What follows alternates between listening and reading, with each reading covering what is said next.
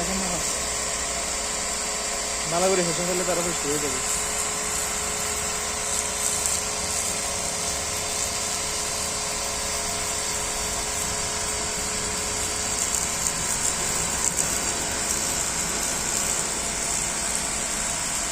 ওটাতে পানি পড়ে যাবে এই তাহলে আবার